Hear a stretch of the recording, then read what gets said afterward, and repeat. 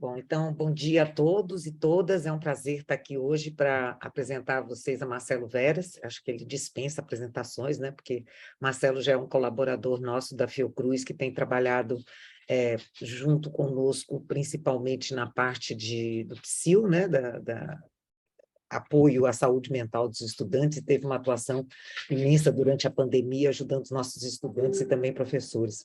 Então, é um prazer imenso apresentar aqui Marcelo para vocês. Como a maioria sabe, Marcelo ele é médico pela Universidade Federal da Bahia, ele tem mestrado em psicanálise na Université de Paris, 8, e doutorado em psicologia pelo Instituto de Psicologia da UFRJ. Ele foi diretor da Escola Brasileira de Psicanálise, diretor da FAPEX, Fundação de Apoio à Pesquisa e Extensão, que apoia a Universidade Federal da Bahia e a Universidade do Recôncavo. Ele é professor da especialização em teoria psicanalítica da UFPA, da especialização em psicanálise e saúde mental da PUC do Paraná e da especialização em psicanálise de orientação lacaniana da Escola Baiana de Medicina e Saúde Pública. Ele tem a experiência na área de psicologia, com ênfase em psicanálise, atuando principalmente nos seguintes temas: Lacan, contemporaneidade, psicanálise, Freud, saúde mental. E atualmente ele é coordenador do PSIL, como eu já comentei com vocês, que é o Programa de Saúde Mental e Bem-Estar da Universidade Federal da Bahia.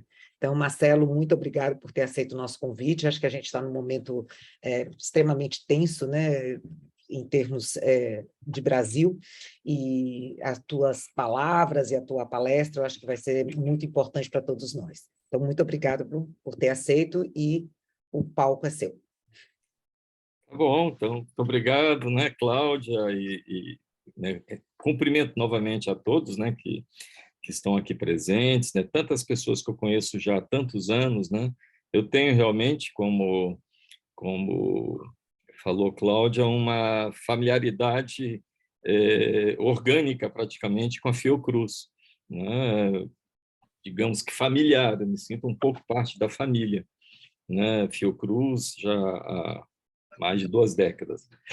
Então, é claro que eu fiquei muito contente de poder aqui trazer um pouco disso que eu acho que é fundamental, que é a nossa experiência, falar um pouco dessa nossa experiência sobre algo que ainda não tem muito nome.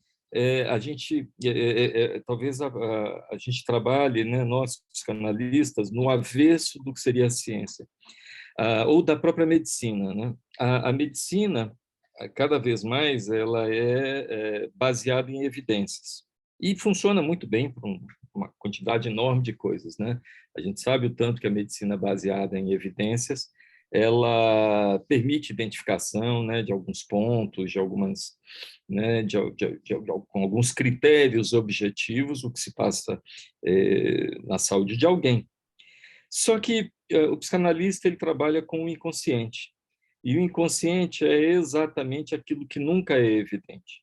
Então, por exemplo, aquela pessoa que fala assim: "Ah, mas eu conheço o meu inconsciente", essa pessoa não conhece português, porque tudo que ela conhece é consciente. Então, é partir do princípio de que a mente, eu vou chamar de mente, porque é uma coisa assim mais científica, importante, assim, mais bacana, mas que a mente, ela não é totalmente transparente à nossa consciência. Os processos mentais, né, que envolvem a nossa vida, que regem a nossa vida, eles são atualizados naquilo que a gente vai chamar de realidade, que é o momento presente. Nós aqui estamos numa realidade virtual, mas é uma realidade. Mas todos vocês estão aqui, mas com uma série de questões internas, algumas sabidas por vocês e algumas não sabidas. Então, foi por isso que eu escolhi como título, quando a Valéria me convidou, Escutar o Indizível.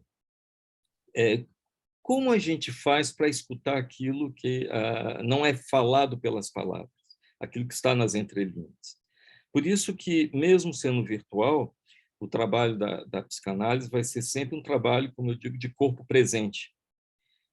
Eu tenho que ter a presença, né, de alguém, virtualmente ou não. Do outro lado, não pode ser uma máquina, não pode ser um questionário, não pode ser uma inteligência artificial.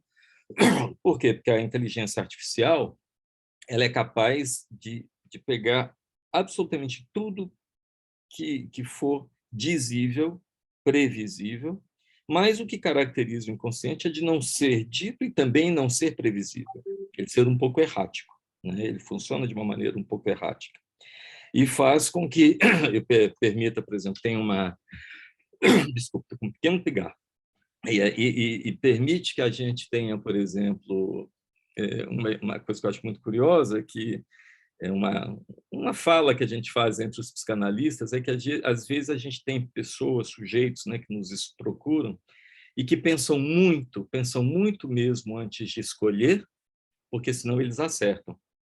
Então, isso mostra como, às vezes, pensar demais não faz a gente ter a melhor escolha, né? Ou pode fazer ter, mas a escolha ela é sempre motivada por questões inconscientes. Então, foi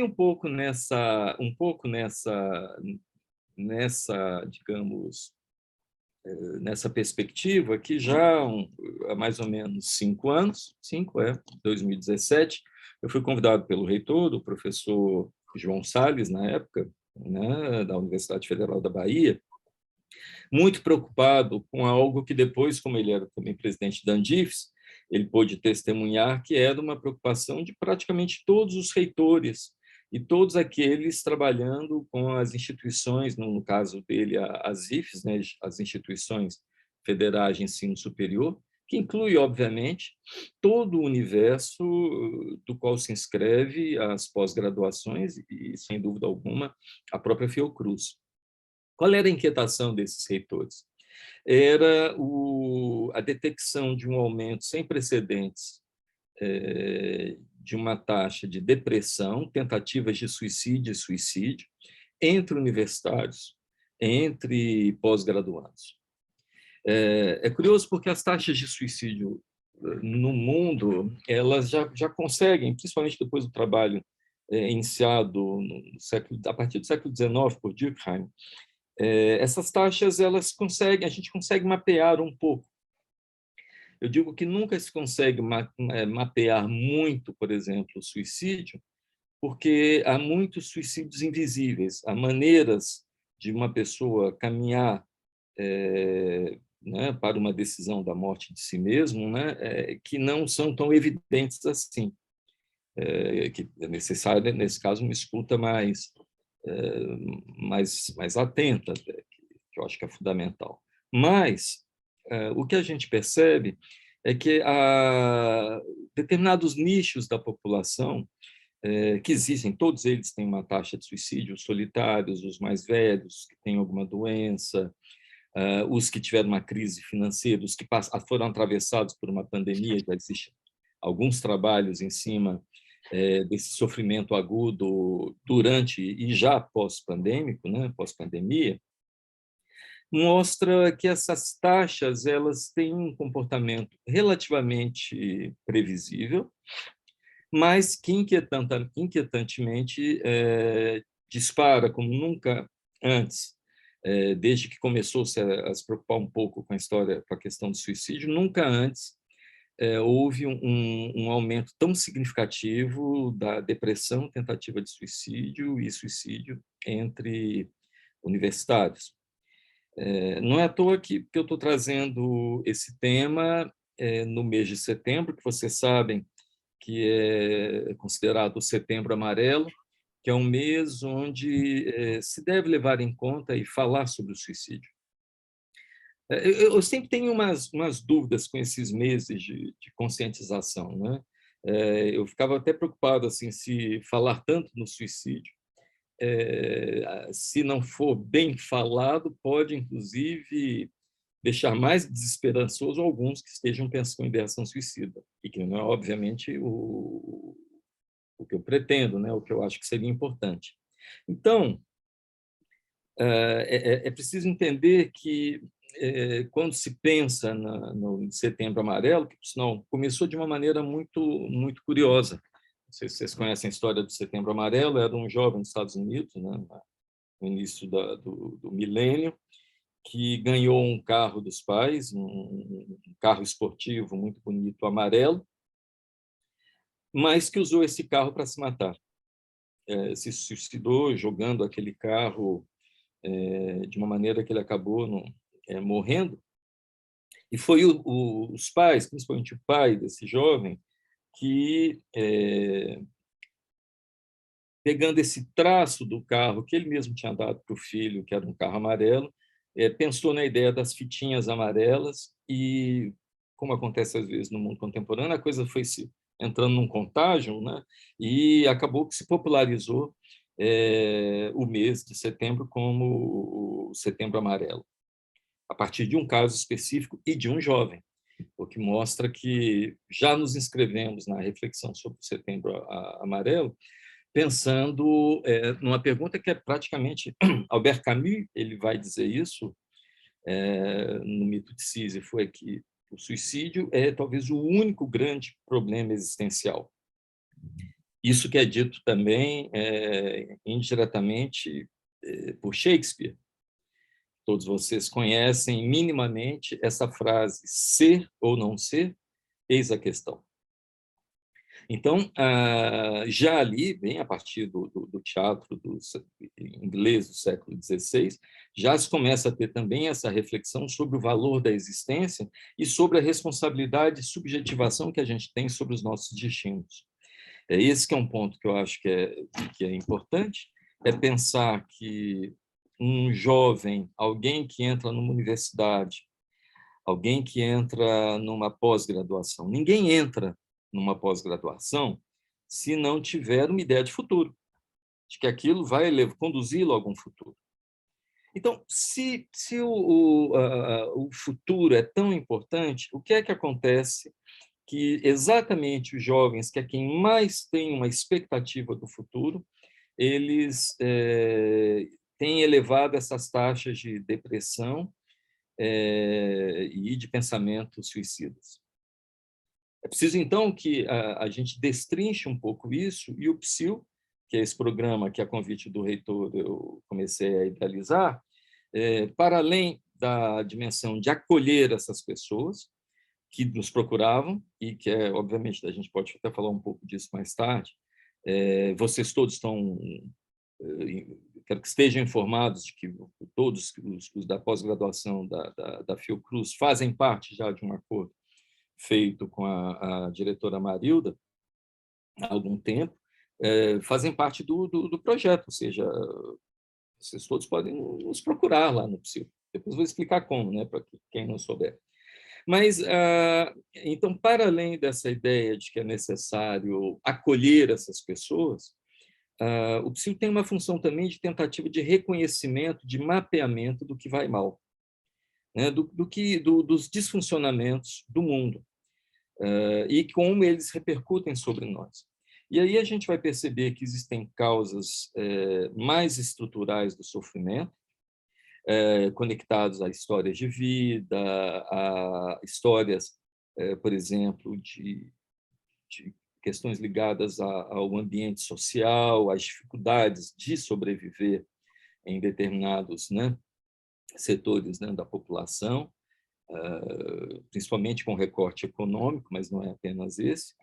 E existe um entrecruzamento daqueles que estão na Universidade Federal e também na Fiocruz, desses fatores mais de base, que eu posso mapeá-los um pouco, e fatores mais imediatistas, como questões relacionais dos ambientes onde as pessoas desenvolvem suas atividades no meio universitário, e também das questões políticas.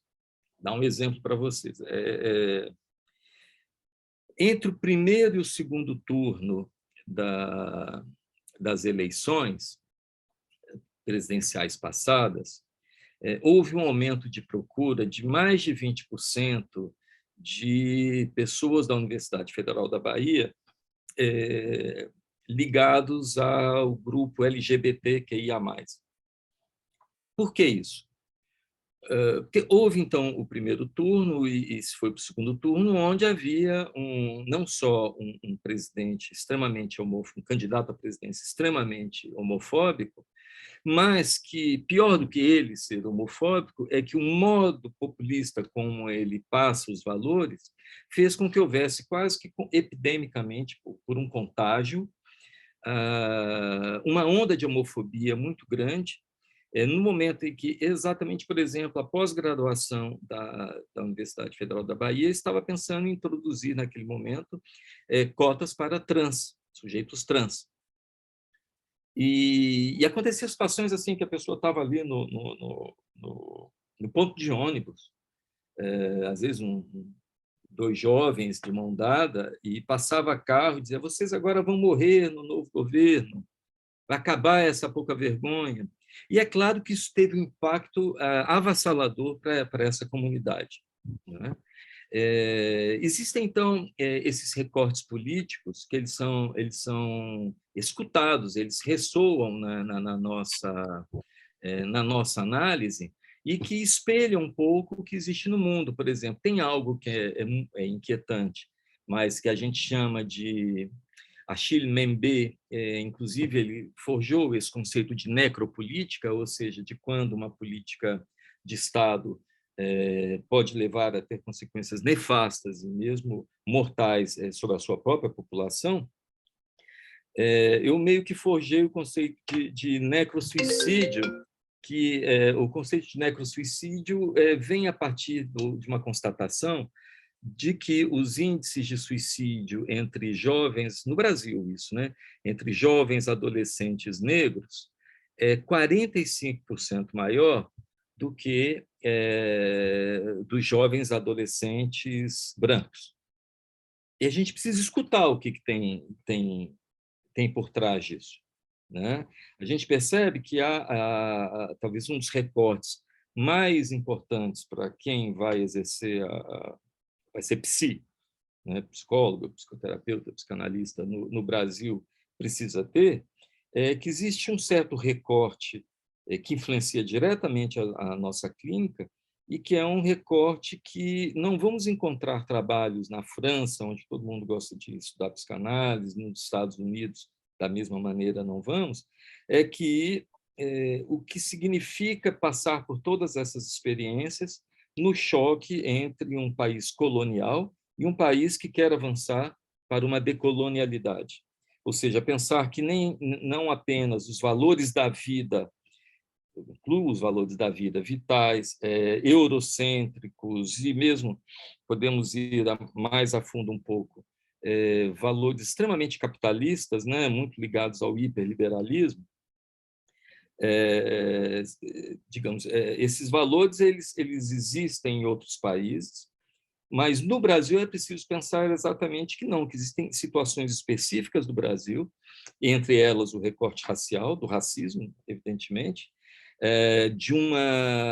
podemos colocar também o recorte não só da homofobia, da LGBTQI+, fobia, mas também com relação às mulheres, com relação aos loucos, de onde eu mais ou menos comecei todo o meu caminho, refletindo um pouco sobre os loucos.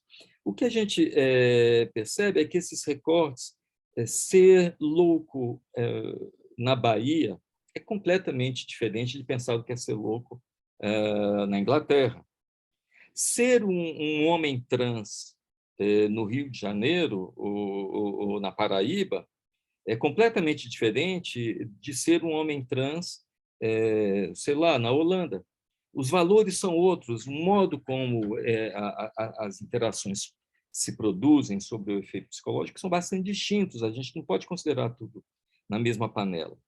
Então, é nesse sentido que o psil ele tem que estar antenado também com o mundo, mas o mundo bate na nossa porta.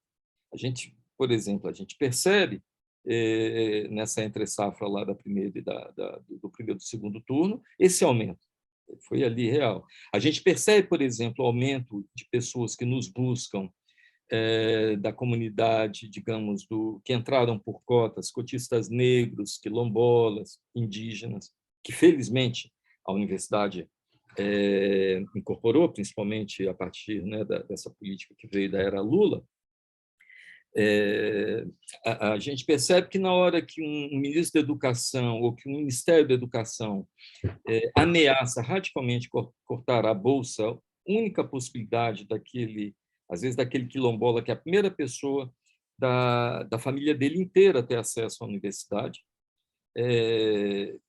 E aí, se ameaça o corte dessa bolsa, isso dá para ele uma redução da perspectiva de futuro muito grande, né? Significa que, no fundo, já existem vários trabalhos mostrando isso, não é, por exemplo, a pobreza, as dificuldades da vida que aumentam as taxas de depressão. O que aumenta é o sentimento de perda, ou seja, eu tive e perdi. Então, na hora que as pós-graduações e as graduações apontam para onde os estudantes, os alunos podem chegar, e, de repente, algo do próprio mecanismo institucional pode funcionar como um freio, e que ele pode perder aquilo que ele tanto quer, inicialmente, quando ele foi motivado àquilo, é claro que aí, inquietantemente, aumenta o sentimento de baixa autoestima, de desvalia, de não conseguir se localizar muito no mundo, no que o mundo quer deles. Para a ciência, especificamente, eu diria que eu vou dizer isso, mas fiquem, não vou ser pessimista demais, não, então não levem isso de uma maneira ruim, mas especificamente para a ciência no Brasil nos últimos anos, é muito difícil atravessar esse período sem ficar um pouco deprimido. Tem um poeta belga que eu gosto muito, ele chama Gérard de Nerval. Certo? Na verdade, não é belga, ele é francês, mas ele escreveu a obra dele toda mais na Bélgica. E ele era um poeta que dizia uma frase sobre a depressão que eu gosto muito. Diz o seguinte: depressão é uma estranha doença que faz a gente ver a vida como ela é. Ou seja, não é fácil, hoje em dia, a gente olhar o mundo, né, sem, como diz o Macaco Simão, um colírio alucinógeno, e continuar feliz. Né? Então, existe já, isso é mapeado, isso é chamado por Freud, num texto clássico e incontornável, né? Inclusive um texto que não é um texto psicanalítico puro, ele fez esse texto para o mundo, que é o mal-estar na civilização, onde ele tenta ver as origens do mal-estar, dizendo que nunca vai ser possível esvaziar esse mal-estar 100%. Sempre haverá um mal-estar na civilização. Né? E que o que me preocupa é que quando a Organização Mundial de Saúde ela fala, por exemplo, que o século XXI vai ser o século da depressão, todos deprimidos, eu sempre fico com um bemol, eu não vou aderir rapidamente a essa explanação, principalmente porque sabemos todos que a OMS ela não é um todo monolítico.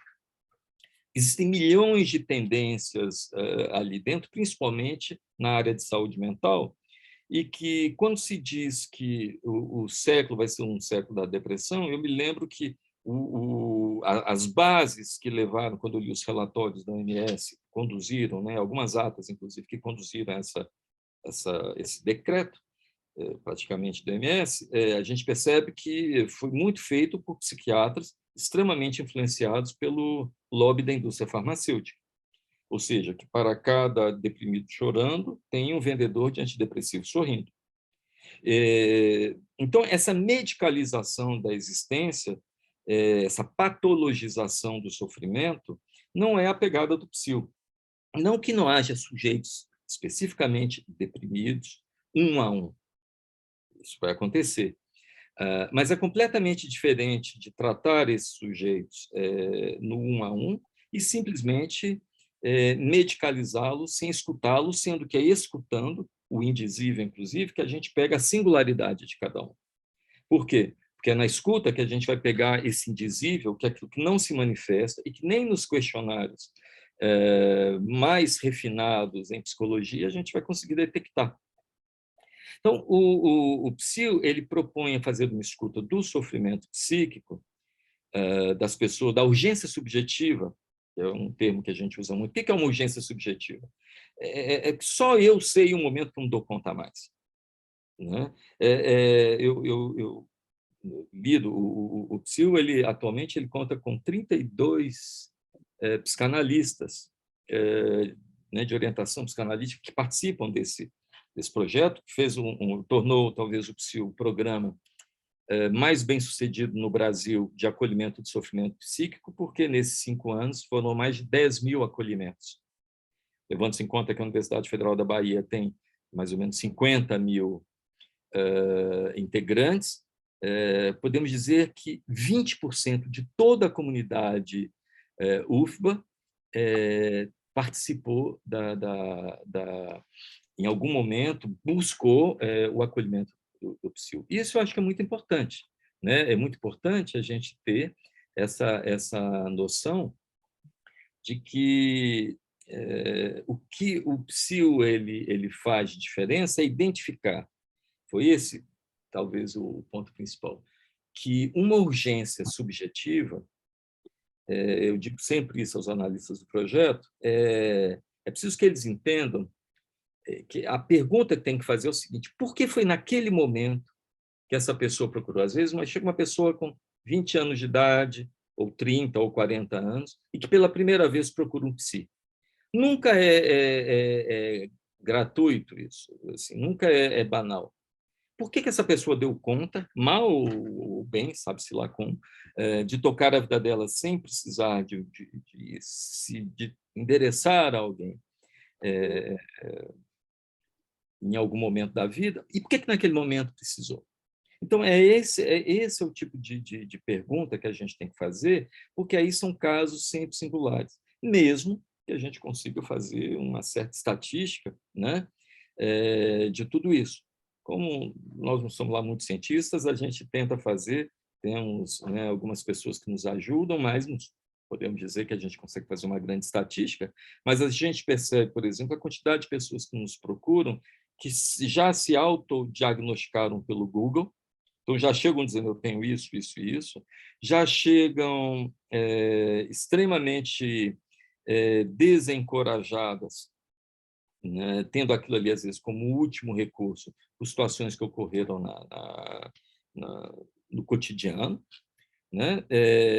Essas pessoas, então, elas chegam, muitas delas, mais de 20% delas também, já tiveram uma experiência ou estão em tratamento psiquiátrico, ou já passaram, já consumiram algum medicamento por um longo tempo, né?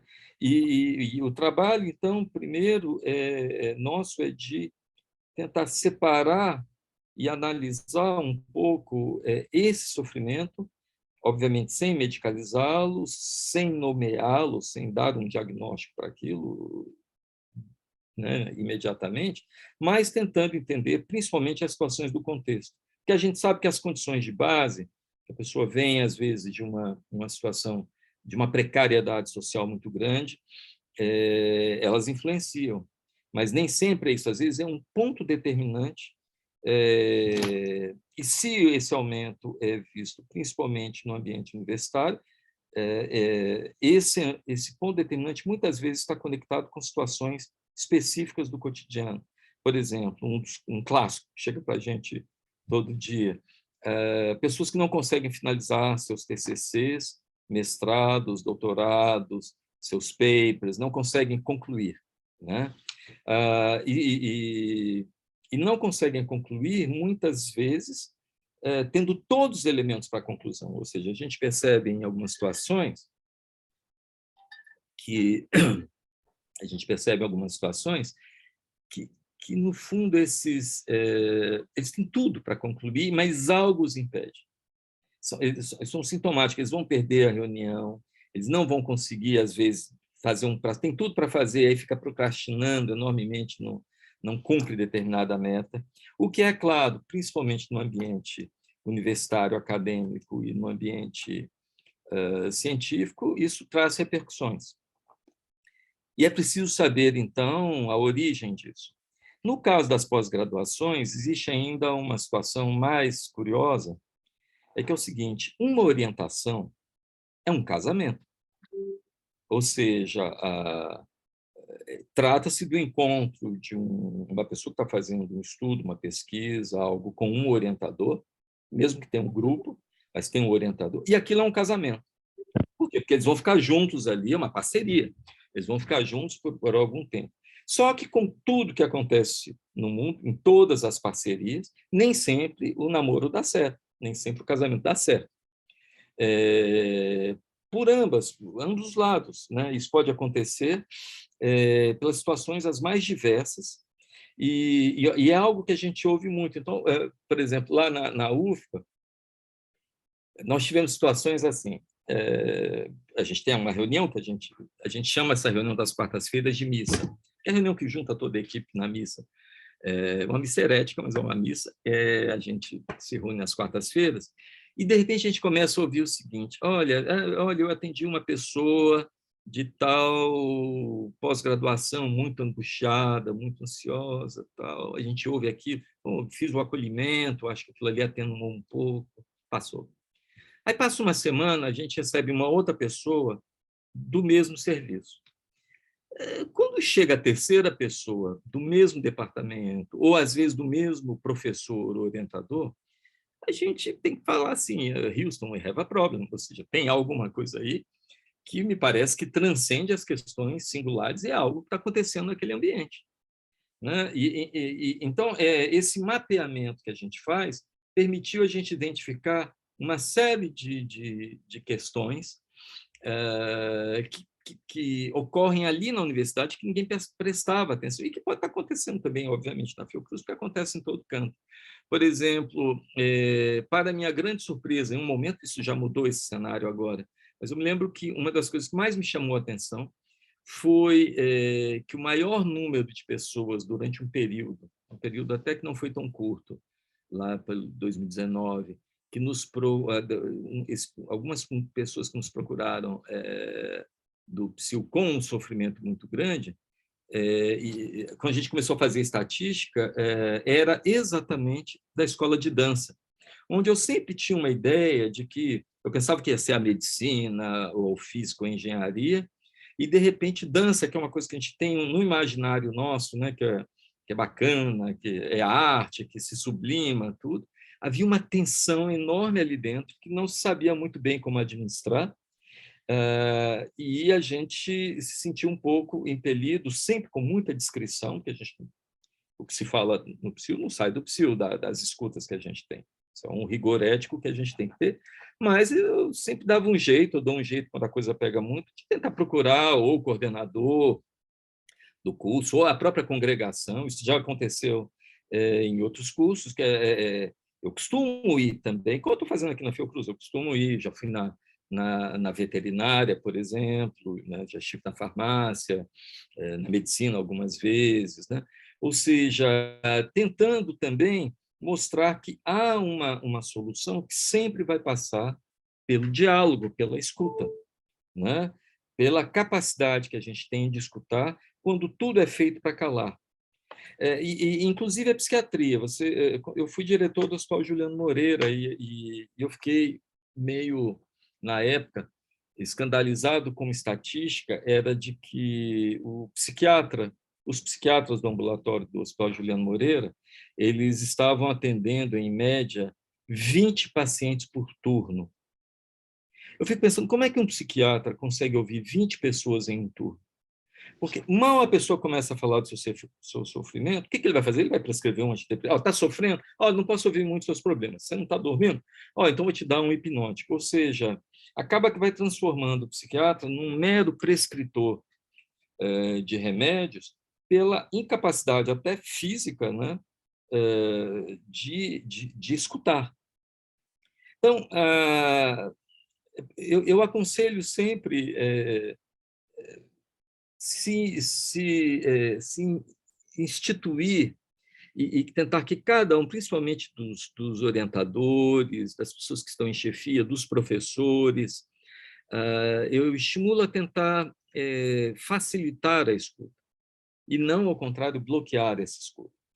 A grande maioria dos professores, por exemplo, de um determinado curso, que tinha muita questão subjetiva dentro desse curso, a gente percebeu que a postura meio que coletiva era o seguinte, era de tentar tratar do objeto acadêmico puro, extirpando, dizendo assim, não, tudo que é de subjetividade e problema, não, esse cara está doido, isso aqui, a ideia é piração dele, não quero ver, o que ele tem que me entregar é o produto, não é? Só que nós não somos assim. Então, é necessário realmente escutar o que está por trás daquilo. É um trabalho difícil? É preciso ser terapeuta para fazer isso? Não. Mas eu garanto que o maior sofrimento conectado, quer dizer, tem muitos sofrimentos, né, psíquicos, né, mas que o maior sofrimento sistematizado que a gente consegue capturar no ambiente universitário, no ambiente científico, vem do sentimento de que eles não estão sendo escutados, de que eles querem falar algo, querem falar de algum sofrimento, e o problema é que ninguém tem a porta certa para fazer se escutar. Então, a gente é meio errático. Quando a gente quer ser escutado, a gente é meio inconveniente mesmo, entra na hora errada, manda e-mail que não devia mandar, manda WhatsApp que não devia mandar, fica assim meio... A pessoa quando está meio angustiada e não está conseguindo se localizar, que a grande pergunta é o seguinte, as pessoas tomam a instituição como um grande outro familiar, ou seja, há toda uma projeção de uma série de questões que são familiares, que são relacionais desde a infância, sendo que, por exemplo, com o Enem aconteceu muito de que essas pessoas, elas muitas vezes agora, todos migram muito, né, depois do Enem e dessa seleção, todo mundo está em uma cidade fora, é que essas pessoas saem do ambiente da família delas, do time onde jogavam futebol, dos amigos do bairro, vão viver numa cidade completamente diferente, com valores completamente diferentes. Então, é óbvio que a insegurança de estar, de repente, morando em Salvador, numa residência universitária com 8 pessoas que não se entendem bem, pessoas que vêm do interior, que nunca tiveram aquela vida de Salvador, é óbvio que elas vão tender a transferir o sentimento filial para a UFBA.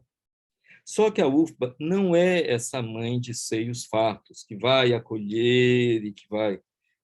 pelo contrário, é aí que começa uma grande decepção, porque aí eles começam a se sentir desamparados e, paradoxalmente, muitas...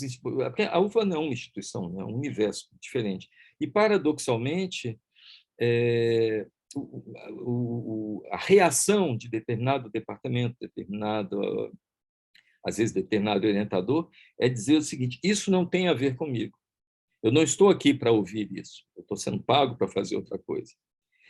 E não percebe o tanto que faz parte né, faz parte dele, daquele momento ali, faz parte aumentar a escuta. E é difícil, porque a gente vai escutar como escutar o que deu errado, tentando corrigir. E a gente sabe que tem determinados estudantes que mais, por exemplo, diante de um erro, o professor é rígido, mais ele vai ter esse efeito de inibição de se perder, de não conseguir concluir algo. Então, e às vezes os professores não percebem isso. Ou seja, às vezes tem alguém que erra sistematicamente, aquilo ali é um sintoma, como todos nós temos sintomas. Eu tenho os meus, vocês têm os de vocês. E que, às vezes, aquele sintoma se atualiza ali. Então, é preciso um certo acolhimento daquilo, né? Sair desse mundo da extrema eficiência. Então, eu vou já meio que concluindo, Cláudia. As situações que a gente pega são muito, muito distintas. Mas tem duas condições que eu acho que são importantes a gente pensar com relação à urgência subjetiva. Uma é que não é fácil para quem está ali, o analista, o terapeuta, que está ali na ponta, não é fácil ouvir o dia inteiro o sofrimento e o sintoma alheio. Então, é incontornável e faz parte da nossa seleção, quando a gente seleciona, pessoas que estão fazendo análise. Eles têm que cuidar da própria cabeça, mas você vai cuidar da cabeça do outro, porque você vai ouvir histórias muito ruins, né?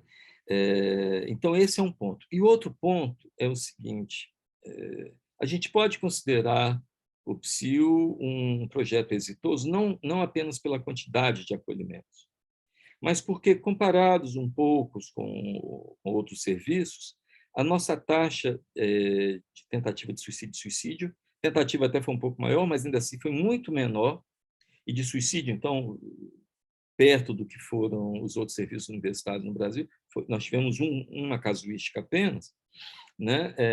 E o que a gente percebe nisso, então? A importância e a utilidade crucial para salvar vidas da escuta, de estimular essa escuta. Então, o que a gente percebe? Às vezes chega alguém lá, um psi do projeto, dizendo, olha, está muito difícil essa pessoa, porque a vida dela está muito ruim, ela está pensando em se matar porque ela não está tendo o que comer, ela não tem onde morar, ela está dormindo na sarjeta e ela quer ser universitária, mas ela não tem sequer onde dormir. Fica dormindo, às vezes, na casa de um colega ou outro, não tem o que comer. Uma situação de extrema precariedade social. E, obviamente, o psi, quando ouve aquilo, ele não tem condição de fazer uma intervenção. Ele pode até sugerir, se souber alguns lugares que essa pessoa pode procurar, mas a função dele não vai ser muito essa. Então, o que eu digo sempre para os analistas que são, às vezes, muito desencorajados, quando percebem que a coisa está muito ruim para determinado aluno que escuta, eu digo o seguinte, olha, por pior que seja o inferno que essa pessoa, esse jovem, está passando, eu garanto vocês que salva vidas se ele estiver passando por tudo isso e tiver alguém no outro lado da linha para poder falar, nem que seja num chat de WhatsApp. Ou seja, apenas esse link de que a pessoa não se sente só no pior momento da vida dela e que tem alguém de escuta, é impressionante como isso reverte situações. Então, quando eu falo escuta, não é nada messiânico, não quero dizer isso num modo religioso, vamos escutar a todos. Escuta, porque a escuta ela é fundamental mesmo como processo, né? Conseguir criar esses canais de escuta. Obviamente, professores, orientadores não vão ter condição de fazer uma escuta terapêutica. E é aí que entra, então, o psil como complemento. Mas eles podem lembrar que tem o psil e tentar encorajar essas pessoas a procurar o psil. Atualmente, o psil não precisa nem fazer anúncio de nada. As pessoas são os estudantes lá, os quase 50 mil estudantes da universidade, vai passando de boca em boca, um vai dizendo para o outro, vai dizendo para o outro, e são eles mesmos que já sabem o número e que vêm nos procurar. Né? Então, isso mostra, esse é, por exemplo, o princípio do CVV, o Centro de Valorização da Vida. Né? Por que ele funciona tão bem? Apenas porque tem alguém do outro lado da linha. Né? E, claro, alguém com um pouco de sensatez, mas não precisa ser especializado. Né? Eu não quero que ninguém numa instituição seja terapeuta, eles têm outras funções. Mas a escuta, ela não tem uma função terapêutica, ela tem uma função de melhorar as relações. Nós estamos num momento agora de extrema polarização política e a maior dificuldade que a gente tem é de escutar o discordante. Né? Nós temos sempre a tendência a achar que aquele que discorda de nós vamos desvalorizá-lo por um traço. Ele é, sei lá, ele é petista, ele é bolsonarista, só que ninguém é um traço. Né? O mais difícil é perceber que se as multidões se fazem, isso daí desde a época de Hitler, a gente sabe, Freud já estudou isso no nazismo, a partir de um traço, é preciso um Führer, é preciso um ídolo e que todo mundo se reúna e comece a repetir processos e a se liberar ali os pensamentos íntimos, às vezes muito segregadores que eles têm, mas que havia uma certa contenção social, o que a gente percebe é que, em muitos casos, é possível quebrar essa carapaça desse movimento identificatório e escutar a pessoa que está ali por trás. É por isso que eu tenho uma rede social meio grande e, claro, quando eu faço determinados posts, eu recebo cada petardo que vem de fora, assim, né, de pessoas que não pensam como eu, com uma agressividade enorme. Salvo se for uma coisa muito, muito, muito complicada, eu resisto a responder aquilo com agressividade. E eu tento, quando é possível, responder. Porque eu acho que, se a gente não começar a ter essa prática, não adianta. A gente vai ter uma eleição agora futura, a gente vai ter um resultado que espero que seja um resultado mais otimista para todos nós, mas a gente vai ter que conviver com muita diferença. Então, se a gente não tem essa prática, a gente não consegue. Eu vou concluir com um meme, eu gosto de concluir com um meme. É um meme que eu circulei na minha rede social, que eu acho que é muito, muito interessante. Um meme que tem assim, como se fosse a mulher de Freud perguntando a Freud: Freud, por que devemos amar o próximo? E Freud responde assim: é porque o anterior não deu certo. Bom, vamos ficar aqui nesse ponto aqui. Deixa aí para a gente poder ter um tempo, né, para conversar. Muito obrigada, Marcelo, pela fala, né? E a gente pela nossa escuta, que eu acho que foi extremamente importante. Eu acho que é um momento realmente muito crítico na vida de todos nós, mas principalmente dos jovens, tentando visualizar um futuro que a gente está bastante incerto. A gente acha que vai melhorar, mas eu acho que a escuta e a vulnerabilidade dos jovens é importante, e também a nossa, né? Então, eu vou colocar só aqui algumas, nós já colocamos no chat, mas eu acho que é uma palestra diferente hoje, então as pessoas que não se sentirem à vontade para escrever no chat podem levantar a mão e a gente vai tentar organizar as perguntas, mas nós temos alguns comentários aqui, né? O Samuel, né, Goldenberg, ele fala: bom dia, um comentário. A ABEPS, Associação Brasileira de Estudos e Prevenção do Suicídio, lançou ontem uma nota sobre as medidas de restrição e regulação do uso de armas, como um importante fator de proteção à prevenção universal do suicídio. Eu gostaria que você comentasse um pouco. Você acha que, lógico, que tudo que possa restringir é importante, mas eu sempre ouvi falar, e isso é completamente leigo, né? Mas quando uma pessoa quer, realmente é difícil você evitar que ela se cometa o suicídio. Claro, posso e tenho que falar, porque isso é o que a gente convive, né, o nosso cotidiano. Percebam que, enquanto as taxas de suicídio, entre 2000, por exemplo, um último relatório, levantamento bem feito, de 2012 a 2016, o número de suicídio entre jovens e adolescentes brancos permaneceu mais ou menos estável, o número de suicídio na população negra aumentou em 14%. E o que mais chama a atenção é que são suicídios exatamente por arma de fogo. Então, a gente percebe que até essa acessibilidade à arma de fogo, ela lança, por um lado, os suicídios, e, por outro, o grande estímulo para aqueles que fazem aquilo que é um tipo de suicídio que é muito comum nos Estados Unidos e não aqui, é aquele de que primeiro eu mato todos que eu quero me vingar ou que eu odeio na escola para depois eu me matar. Né? Ou seja, é um suicídio também, porque a grande maioria se mata também depois. Alguns não conseguem chegar a tempo de se matar. Existem, claro, algumas exceções, mas quando a gente olha mais ou menos o perfil, a gente percebe que essa acessibilidade da arma de fogo nos Estados Unidos traz uma coisa que é muito curioso, é que existe um maior lobby, todos sabem disso, praticamente, que influencia, são os dois maiores lobbies que influenciam o governo americano, é o lobby de armas e o da indústria farmacêutica.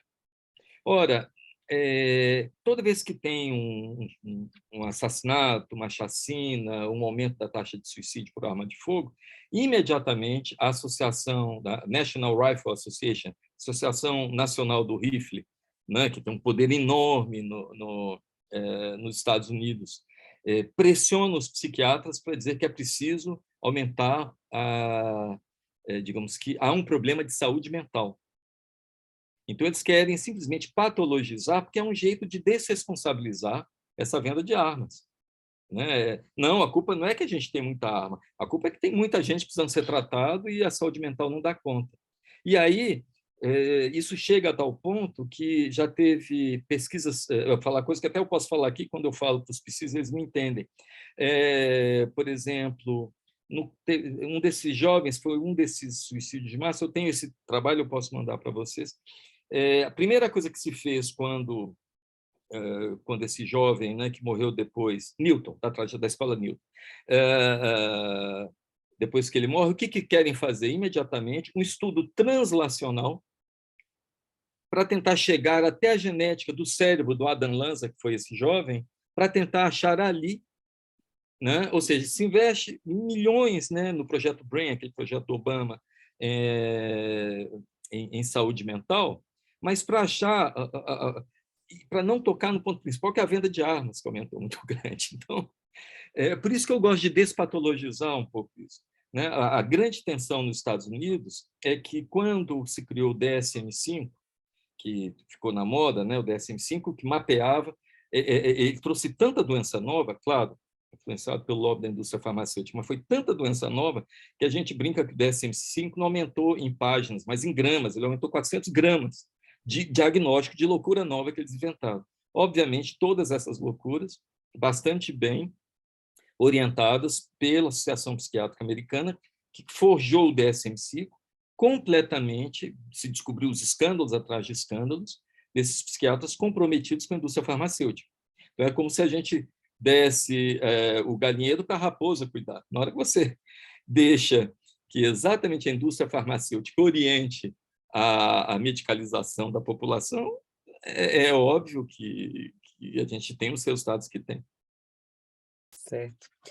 Continuando aqui, nós temos Maria Luísa Moura Costa, quando você falava da vulnerabilidade do jovem, principalmente o que vem do interior e que, enfim, está desacolhido, digamos assim, ela coloca que isso é muito real e percebo a vulnerabilidade desses alunos que estão longe de casa, corrigindo a maior vulnerabilidade. De fato, né, os alunos eles têm que se sentir extremamente acolhidos, né, porque estão longe da família, estão longe dos seus laços. A gente, através também do PSIL e de recomendações do CAD, né, que é o Centro de Atendimento ao Docente da Fiocruz, nós temos tentado procurar esse tipo de acolhimento através dos nossos papos acadêmicos, abrindo o espaço para que eles falem.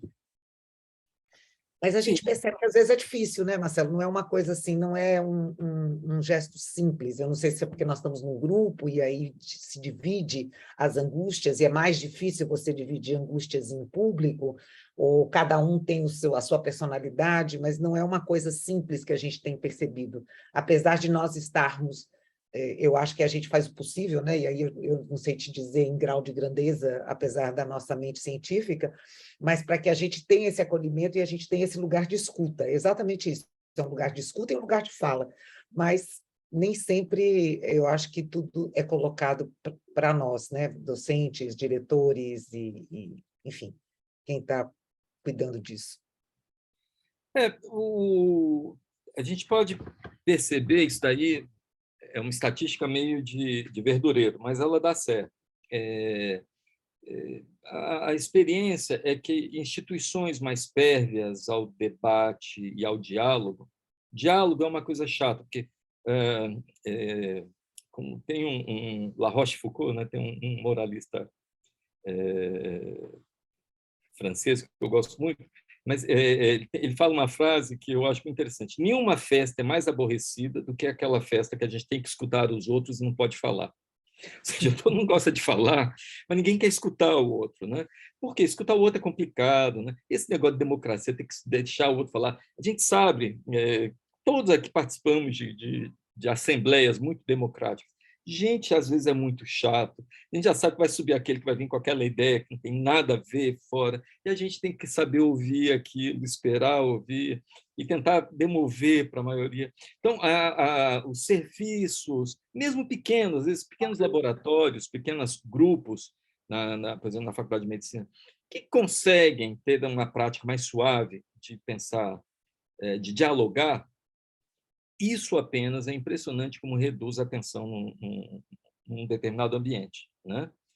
Com relação à vulnerabilidade, a gente tem que lembrar o seguinte: a política de cotas, ela apenas fez uma certa reparação, né, que a gente sabe, histórica, e trouxe para dentro da universidade problemas que estavam fora da universidade.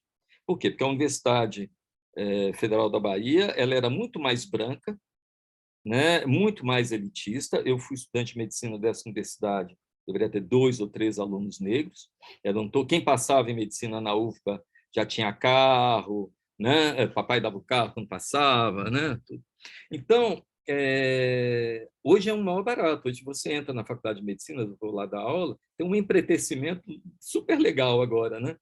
a gente vê, assim, como, de uma certa maneira, a efetividade, né, dessa política de cotas, mas é preciso lembrar o seguinte: a política de cotas não foi para resolver o problema, foi para trazer o problema para dentro. Então, não adianta a gente trazer esse problema para dentro e não ter dispositivos para cuidar desse problema, né? É aí que o PSIL é uma ferramenta, entre outras, mas é uma ferramenta de escuta. As pessoas, todas as instituições, eu acho que a Fiocruz, pelo menos nacional, deve ter, elas têm ouvidoria, e a gente brinca que o PSIL é a orelhoria, porque a ouvidoria só ouve as coisas formais, né? As denúncias, né? E então, institucionalmente, é bom que a ouvidoria... Eu sei que eu dialogava muito com a ouvidora da UFPA, na época, a professora Denise, depois ela foi ser até pró-reitora de pessoal. E a gente conversava muito que a ouvidoria, claro, ela tem essa função de formalizar queixas, né? Ou seja, é uma culpa, é um sentimento de reparação. E o pior que pode acontecer, já que tem a ouvidoria, é a gente escutar nos nossos postos, nos lugares onde a gente está, como se fosse ouvidor. É para isso que tem ouvidoria. A gente tem que ter olheiroria, a gente tem que estar com a orelha ali para tentar escutar, não como ouvidor, né? É difícil? Mas eu te garanto que, por onde isso perpassa, as tensões diminuem muito. E que medidas podem ser feitas para melhorar isso?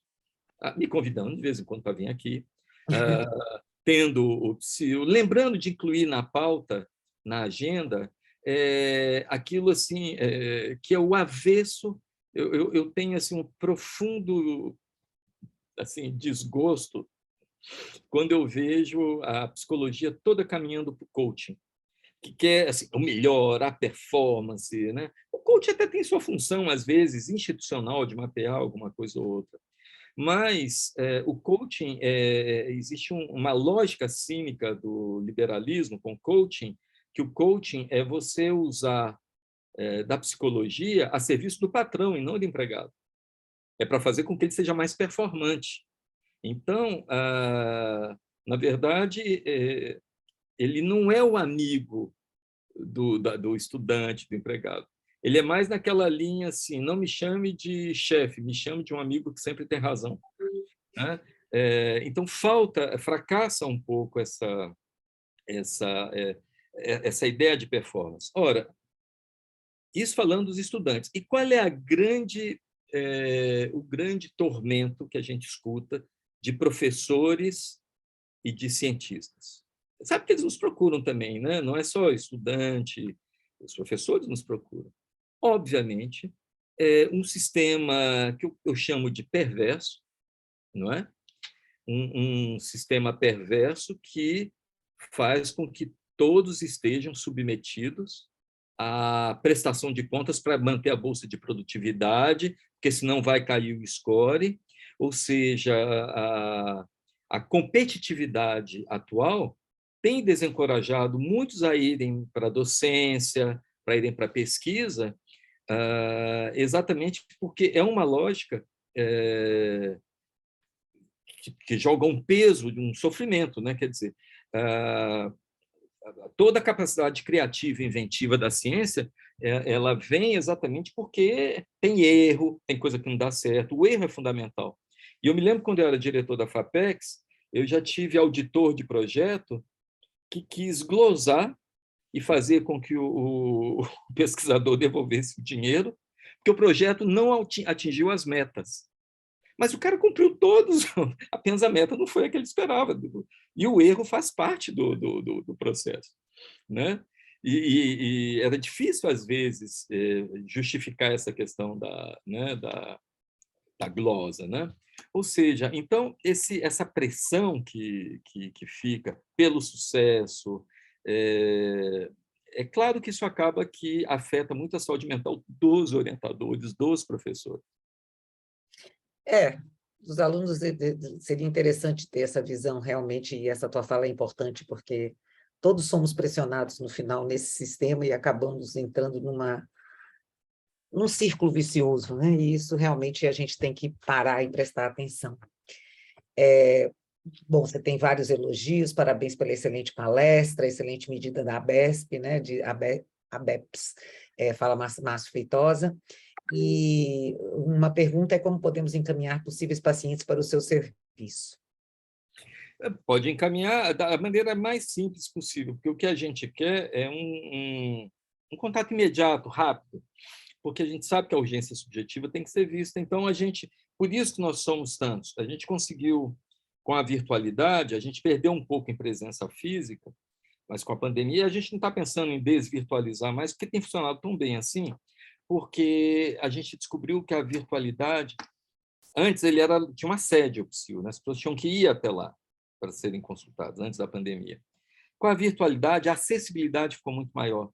Então, é possível que um estudante que está no interior, na casa dos pais, possa ser acolhido.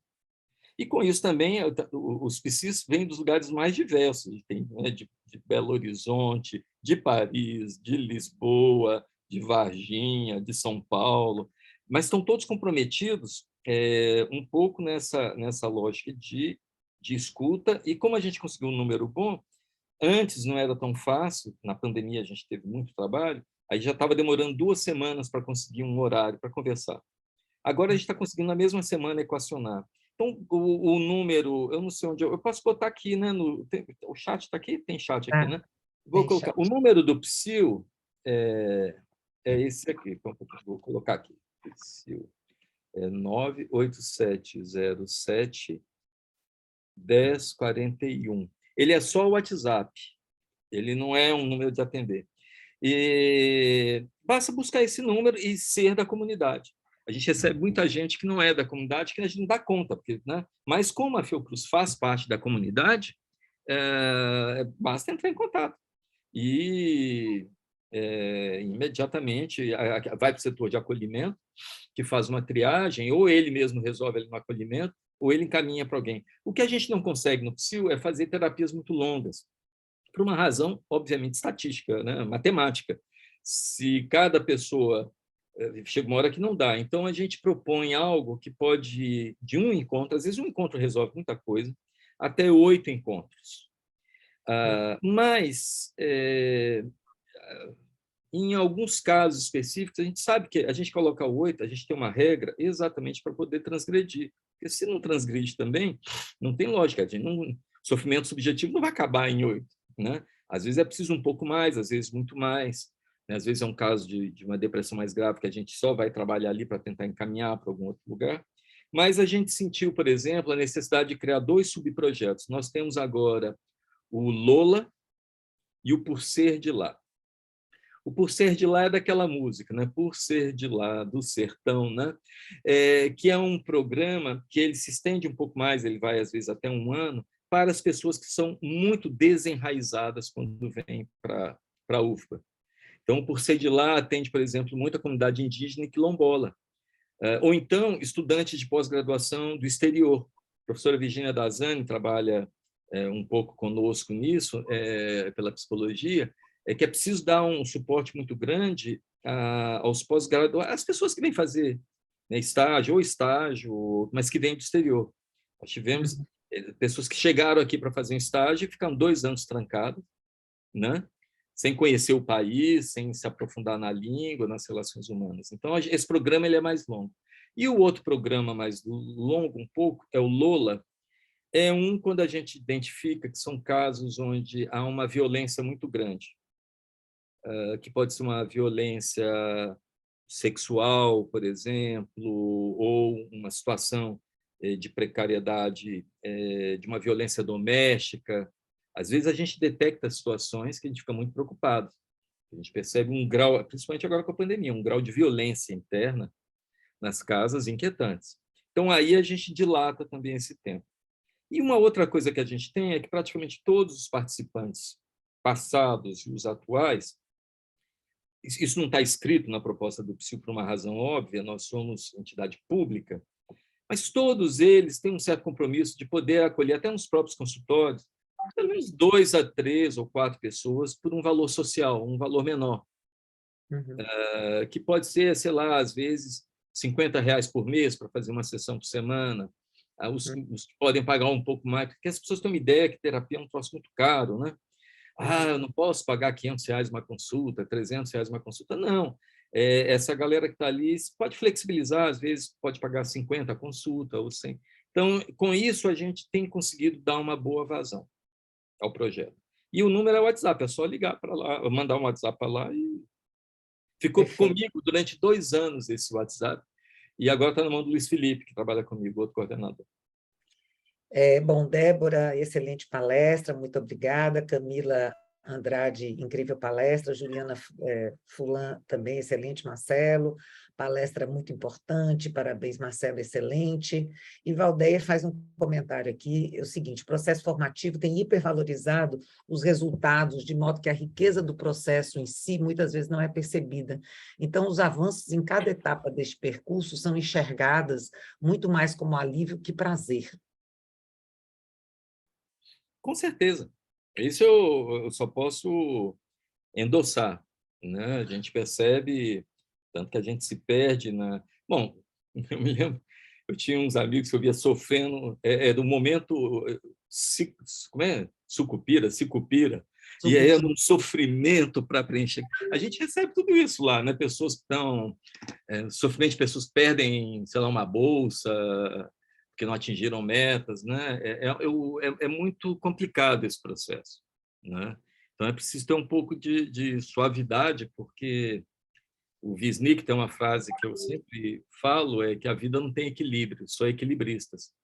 Então, como não existe o equilíbrio da vida, todos nós temos que ser um pouco equilibristas para conseguirmos nos sustentar ali entre as exigências desse outro e um grau mínimo de liberdade individual, que quando a gente sente que não há um mínimo de liberdade, principalmente para falar, a gente não ousa sequer falar, é claro que o sofrimento é muito grande.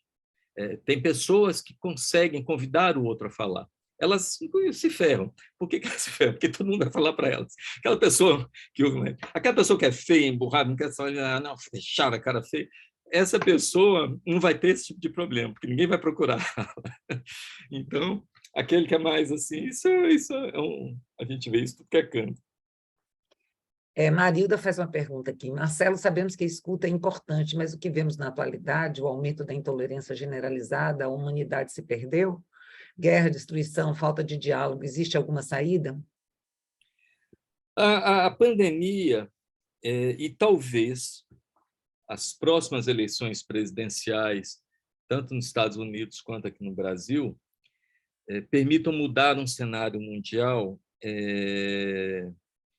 que é o seguinte: houve uma conjunção entre fatores específicos das redes sociais, que foram as fake news, e foi o modo como as redes foram praticamente aparelhadas para destituir as informações, há muito estudo feito sobre isso.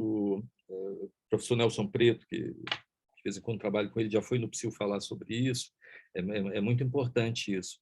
Ora, o que a gente percebe é que as redes sociais elas nos dão a ilusão de nos comunicar, não é?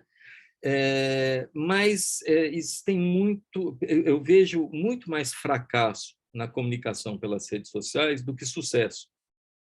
Eu brinco que tréplicas são para Rui Barbosa. Você escreve um texto, aí a pessoa do outro lado do WhatsApp te manda um textão de 2 páginas, ninguém consegue ler naquela tira 2 páginas, não adianta você fazer um outro textão. Essa é a hora de pegar um telefone e falar. Dizer, olha, não vão ficar trocando textão aqui, que não dá. Né? Agora são audiozões. Né? Outro dia eu estava vendo alguém dizendo que já está na hora de aumentar a velocidade para 3 nos áudios do WhatsApp, porque 2 não dá conta, tem pessoas que falam, mesmo no áudio 2, 10 minutos. Ou seja, 10 minutos numa fala no WhatsApp mostra simplesmente o fracasso da comunicação e não o sucesso da comunicação. Isso mostra assim que esse pseudo conforto das redes sociais criou fábricas de segregação. Dou um exemplo delas. Esse grupo que é chamado de GAFAM, né? Google, Amazon, Facebook, Apple e Microsoft, eles pegam todos os dados nossos, não é? Eu brinco dizendo que tomem muito cuidado, porque quando o almoço é grátis é porque vocês são a sobremesa. Ou seja, a gente oferece todos os nossos dados. E o que acontece é que aí essas redes sociais começam a nos enclausurar em nichos. Por exemplo, se você gostou de tal série, você vai gostar dessa série. E aí você nunca assiste uma série diferente no outro estilo. Se você gostou dessa música, você vai gostar, né, dessa música. Ou seja, o sistema capitalista, que eu gosto muito dessa frase que é pichada, que virou um emblema, né? Capitalismo kills love. O sistema capitalista ele é muito cruel porque ele identifica que só é possível tornar uma pessoa adicta, viciada em algo, se for a mesma coisa. Então, por exemplo, se eu sou viciado em música sertaneja, não adianta me mandar rock, que eu não vou consumir. Então, esses algoritmos fazem com que vocês consumam sempre mais do mesmo. Ora, quando a gente consome apenas mais do mesmo, o que a gente está criando? Enormes bolhas que não se comunicam, que supostamente acham que estão no ecletismo do debate, mas que são incapazes de ouvir o outro. Então, eu digo que a pandemia talvez mude isso um pouco, porque as redes sociais passaram a servir para comunicar. Eu acho que aqui a gente está conseguindo se comunicar, então antes não tinha tanto isso, então a rede consolida isso, e um certo despertar político, e que culminou ontem ou anteontem, com a prisão do Steve Bannon, né, e que agora está tendo que responder ali um pouco, ou seja, de que as pessoas estão vendo uma certa seriedade no que significa espalhar fake news, né? E um dos setores mais aviltados durante a pandemia pelas fake news foi exatamente o ambiente científico, a ciência, né? Exato. Matheus, que é um aluno nosso, ele pergunta o seguinte: ótima palestra, gostaria que comentasse sobre o que pode ser feito de maneira concreta dentro do laboratório, dos grupos de pesquisa, para tentar diminuir esse sofrimento psíquico que grande parte dos estudantes de graduação sentem. Existe algo que possa ser feito para tentar reduzir esses problemas? Existe. A primeira coisa o primeiro ponto que eu acho que é fundamental para grupos pequenos, a gente vê muito isso também na universidade, laboratórios às vezes tem 4, 5 pessoas, então vai, né, às vezes até menos. Então isso serve também para pequenos ambientes, é criar um ponto de externalidade institucional. Um ponto fora, que é porque normalmente alguém que entra, por exemplo, aí na Fiocruz, para fazer sei lá, um mestrado, IC, qualquer coisa, vai entrar, vai viver aqui a sessão, né? Talvez participem disso aqui, né, que a gente está fazendo, mas para ele a Fiocruz vai ser aquele laboratório. Então é claro que os dramas do laboratório, as tensões, muitas vezes ficam muito difíceis de serem equacionadas ali dentro. Então por isso que é preciso criar dispositivos que aerem digamos, esse confinamento de pessoas que estão em pequenos grupos. E aí a instituição pode criar, por exemplo, atividades outras fora, tentar fazer um pouco troca, fazer com que as pessoas percebam que a instituição é maior do que aquele grupo e que há pessoas que pensam diferente. Isso tem um efeito muito bom. São dinâmicas que a gente percebe e que a instituição, então, pode promover isso um pouco, né? A instituição, quando ela não pensa só nas metas, ou então, melhor, ela pode pensar só nas metas, mas que inclui entre as metas esses pontos né, de respiro institucional, isso tem um efeito também de atenuar um pouco as coisas. E, claro, os dispositivos individuais, o PSIL é um deles. Bom, existe uma pergunta aqui que se embaralha um pouco com a anterior. Há alguma atuação ou possibilidade de ação junto aos docentes para a prevenção do sofrimento psíquico dos discentes? Sem dúvida. As intervenções com os docentes elas são fundamentais. Alguns de vocês aqui são da universidade, né? Então, vocês sabem que existe o céu, o inferno e a congregação, não é? A congregação, a tal da congregação, o que chega de professor com sofrimento psíquico por causa da tal da congregação. Então, de uma certa maneira, a gente percebe que algumas são piores que outras, porque exatamente vão virando um polo de rivalidade muito grande, né? É muito tenso. Mas quando eu lancei o PSIL, eu lancei no Conselho Universitário. Então, o reitor convocou todo mundo. Quem conhece o Conselho Universitário da UFBA sabe que ele é enorme, né? Então, tinha aquele povo todo ali, mais os que assistem, os grupos, uma coisa enorme. E me fizeram essa pergunta, exatamente essa pergunta. A minha resposta foi o seguinte: olha, o dia que a gente conseguir cuidar da cabeça dos professores, 70% do problema dos alunos vai desaparecer. Então, é a cabeça dos professores que precisam, é preciso cuidar delas mesmo. Os professores também, quer dizer, não estou defendendo aqui a causa, né? Claro que me cabe, mas, assim, existe também uma pressão enorme sobre a nossa performance via, não coaching, mas, assim, como você disse, pressão porque os resultados são hipervalorizados, como disse Valdeia, então essa pressão acaba sendo muito grande também. Então, Por mas eu isso, acho eu não disse educados, que... eu disse escutar esse sofrimento que você está falando, é exatamente isso. Tem que cuidar desse sofrimento. E depois tem um outro aqui, Fernanda Costa, do LAPEX, ela fala: Marcelo, na sua visão, como os jovens podem levantar essa pauta no trabalho nas instituições de ensino? Sabemos que é difícil falar sobre desgaste mental e sobrecarga de tarefas. Sim, existe os jovens, eles estão hoje praticamente condenados a uma velocidade que a gente não, as gerações mais velhas não passaram por isso. Eu acho que até na última vez que eu estive aqui, eu apresentei um trabalho de universidade americana que mapeou o modo de utilização dos smartphones de um grupo de jovens, de, se não me engano, de 18 até 29 anos, como eles se serviam das telas. E se descobriu que o tempo máximo que os jovens ficam na mesma tela, o tempo médio é de 20 segundos. Ou seja, eu estou vendo uma foto, eu mudo, eu vou para o Instagram, eu mudo, vou para o TikTok, eu mudo. Ou seja, 20 segundos é muito pouco tempo para a gente ter uma ideia daquilo. Então, é por isso que mal eu recebo um fake news, eu vou compartilhar. Se eu tivesse mais que 20 segundos de tempo, eu teria muito mais condição de perceber que aquilo é uma barbaridade. Eu vejo gente que me passa fake news com doutorado, pós-doutorado, né? Porque não pensaram, ou seja, a mídia ela tem esse encurtamento do tempo, essas mídias sociais. E é claro que um jovem com angústia por um grande problema, ele está tão pouco habituado a dilatar o tempo para compreender, ele vai logo fazer uma ação, que pode ser, inclusive, suicídio. Ele mal está diante de um problema grave, ele tem um imediatismo de resolver aquilo. E o que o encontro com o psíquico faz? O psíquico ele tem uma função de oferecer um tempo, uma temporalidade ao sujeito. Ou seja, significa, por exemplo, uma dica que eu dou para vocês é o seguinte: ninguém vai se despedir de... Se vocês estão achando que alguém pode cometer suicídio, ou então está muito deprimido, pode fazer alguma besteira, você não pode despedir dessa pessoa dizendo: tchau, apareça. Você tem que dizer: olha, eu vou te ver na terça que vem, então, olha, eu vou te ligar. Ou seja, a gente tem que dar um encontro futuro para essa pessoa, para entender que aí a gente dilata o tempo. Então, na hora que eu falo assim: olha, na semana que vem eu vou continuar discutindo.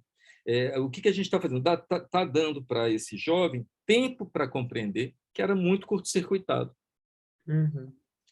Eu pulei aqui uma pergunta, desculpa, Paulo Galo. Pergunta: como ajudar os que têm medo do desabafa? A retaliação é tão real quanto o medo desses estudantes? Talvez essa seja o X da questão. Nenhum país, eu vou levar isso logo para a estrutura nacional, qualquer lugar que se calhe a possibilidade de desabafo, isso causa sofrimento. Então, é por isso que não se pode calar esses desabafos. É preciso dar um tratamento a isso. A gente não pode alguém que estoura um dia simplesmente dizer que ela é louca e exilar aquela pessoa. Essa que estoura, você tem que imaginar que aquilo ali devia ser uma panela de pressão que estava assim, pimba, uma hora para explodir, né? Então, ela precisou gritar para que ela fosse ouvida, né? Então, é aí que eu volto à mesma coisa. Se a gente consegue introduzir uma sensibilidade maior para a escuta e uma tolerância maior ao sintoma do outro, todo mundo tem seus sintomas, eu acho que a gente atenua isso. Certo. Ana Camila Andrade, ela diz aqui que o próprio modelo educacional acadêmico padrão já pressupõe, de certa forma, um distanciamento entre professor, aluno, orientador, orientando. Acho que existe um sentimento de inacessibilidade do discente em relação ao docente em muitas situações, de uma forma geral. O senhor imagina alguma forma de diminuir essa distância? Acredita que mudanças na estrutura do ensino, pesquisa, poderiam interferir nisso? Sim, é preciso que as pessoas entendam que o chefe, o cacique, o rei, até a rainha morreu ontem, ou seja, que essa forma de poder que vem da chefia piramidal, né, verticalizada, ela não é muito a pegada do mundo contemporâneo.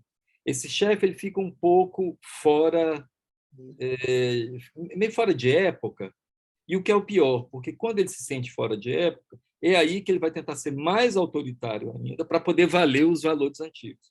A gente percebe que com tudo que a gente pode avançar com relação à tolerância do outro e do diverso, do diferente, bastou chegar um chefe das antigas, né, para ver um retrocesso enorme nas políticas, né,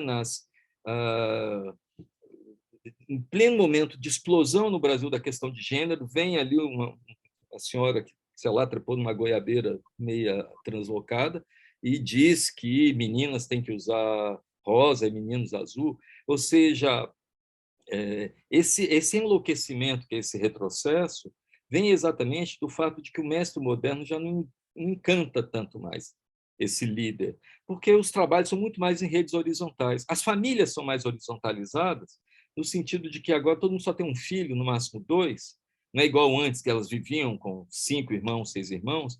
Então, todas essas famílias de filho único são obrigadas a que esses meninos se relacionem em rede com outros filhos únicos, porque senão eles não têm família, né? O que vai acontecer são problemas que a gente antevê e já acontecendo no momento atual, mas que a gente sabe que é o grande desafio para 2020, 2025, 2020, perdão, 2030, 2035, é o fato de que essa geração do filho único já vai ter pais com Alzheimer, envelhecendo, e elas vão ter que trabalhar e, ao mesmo tempo, ter que cuidar de 2 pais assim, às vezes. E não vai conseguir trabalhar. Então, essa inversão, se não tiver uma rede de solidariedade horizontal, não vai dar certo. Então, esse modelo mais horizontalizado de fazer pesquisa, de produzir conhecimento, claro, é a famosa diferença crucial entre chefe e líder. Né? Chefiar um time é completamente diferente de liderar um time. Não é a mesma coisa. Com certeza. Bom, aqui tem algumas comentários, né? Camila diz, o coaching, o feedback, o performance, né? Que nós já comentamos. Matheus diz, é uma lógica capitalista produtivista, vamos ser sinceros. Totalmente.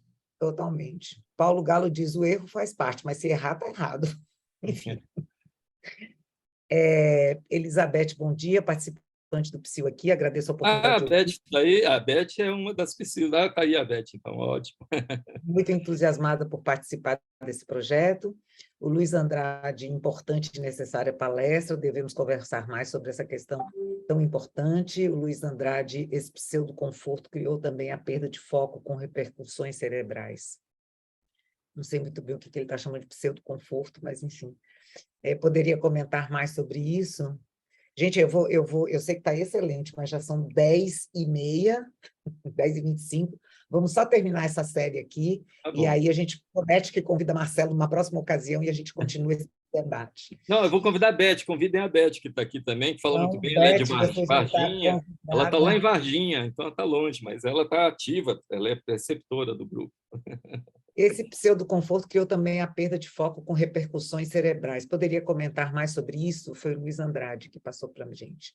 Luiz Andrade, isso aí seria o objeto de uma conferência inteira, porque a gente tem que pensar exatamente tem que problematizar, aquilo que é chamado de mind-body problem. A gente tem que entender um pouco o que é o cérebro na saúde mental, que é um pouco diferente. Por exemplo, para uma certa psiquiatria muito biológica, né, e neurociência, o pensamento está no cérebro. Nós vamos localizar tudo do pensamento no cérebro. Já para a psicanálise é o seguinte, a gente pensa com o cérebro, assim como a gente olha com o olho, mas o olhar não está no olho, entendeu? O cérebro ele é um órgão fundamental que, quando ele está meio avariado, prejudica o pensar, obviamente, mas o pensamento ele não pode ser colado ao cérebro por uma razão muito simples. Por que eu teria que explicar isso mais longamente? Porque nós somos seres que falamos. Só que a fala que a gente fala, os valores que a gente tem, não estão no nosso genoma. Eles vêm da palavra do outro, dos pais. Digamos assim, a primeira palavra fundamental nas nossas vidas, praticamente, que a gente escuta, é a palavra não. Muito cedo o bebê ouve essa palavra não. O que é o não? O não estava no programa cerebral dessa criança quando veio ao mundo. O não foi um outro que deu esse não.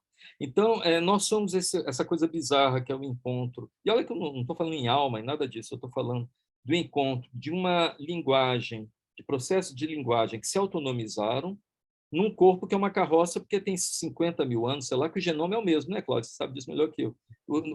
Se a gente As pega... evoluções, poucas, mas algumas evoluções. Mas, não, se a gente olha muito pouco para Muito pouco. justificar a evolução do nosso conhecimento, né? É muito grande. Certo. Tem uma Ana Cristina Duarte Bamberg. Excelente palestra, como podemos escutar os estudantes de graduação de psicologia, já que pela ética não podemos oferecer essa escuta. Na minha faculdade só podemos ouvir alunos de outros cursos. Podemos fazer grupos entre nós? Eu não sei qual é a sua faculdade. Eu acho incontornável que as escolas de psicologia tenham dispositivos de escuta para os seus estudantes também. Mas é verdade que o problema é que eu não sei qual você está falando exatamente, mas a gente sabe que isso é fundamental. Na universidade, os estudantes de psicologia estão indo para o psil. Porque, é claro, eles não querem falar para um professor, para um colega, para alguém que está ali. Aí é uma questão de endogenia. Mas o psil tem esse furo, mesmo que seja um psicólogo também que vai atendê-lo, mas não é lá do departamento da disciplina dele. Então, mais uma vez, assim, eu respondo o que eu respondi antes de uma maneira diferente. Mais uma vez, a gente vê como é importante aerar as coisas. Então, o psil ele funciona como um respiro, que ele é meia boca, o psil, né? Ele é UFBA e não é UFBA. Ele é um projeto de extensão que foi feito ali, mas ele tem uma função vital ali, exatamente, de furar bolhas um pouco, quando as bolhas vão aumentando. Certo. Bom, eu acho que foi o último comentário, excelente discussão. O que a Patrícia ainda diz aqui, respondendo, acho que a Paulo Leite, mas se aprende com erro, né? Quando ele diz está errado, mas o erro faz parte, mas se errar, está errado. Muito obrigada, Marcelo, por toda essa discussão, acho que é uma discussão rica. Eu acho que a gente tem que continuar essa discussão, né? Como uma terapia é uma coisa longa, não é uma coisa que a gente vai aprender tudo em somente uma hora. Agradeço a tua disponibilidade e estamos abertos. E, por favor, estudantes, professores, servidores, o psil está aberto, de portas abertas para receber. Então, anseios, conflitos, ou não, né? Ou coisas que queiram ser necessárias de serem Gente, a humanidade, contadas. o humano é isso. Exatamente. Então, o telefone está aí, já está disponível, e vai ser muito bom a gente ter esse apoio de vocês. Obrigada, Marcelo. Tchau, pessoal. Prazer muito grande, uma honra estar aqui. Até Tá? mais. Até mais, Marcelo. Tchau.